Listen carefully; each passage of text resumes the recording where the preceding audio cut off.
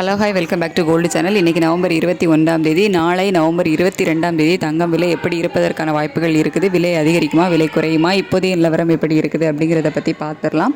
So சர்வதேச அளவில் இப்போதைய நிலவரம் பார்த்திங்கன்னா தங்கத்தோட விலையில் ஒரு சின்ன ஏற்றம் தான் இருக்குது.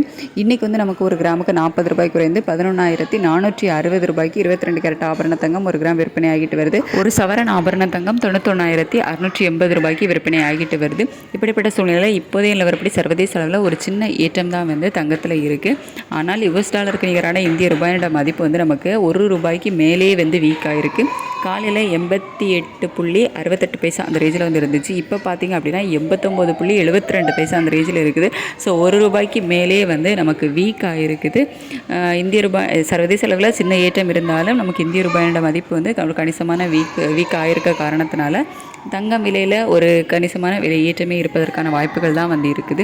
இப்போதைய நிலவரப்படி எவ்வளோ ரூபாய் வரைக்கும் அதிகரிக்கலாம் அப்படின்னா, ஒரு கிராமுக்கு ஒரு ₹100 ஒரு ₹200 வரைக்குமே அதிகரிப்பதற்கான வாய்ப்புகள் தான் இப்போதைய நிலவரப்படி இருக்குது.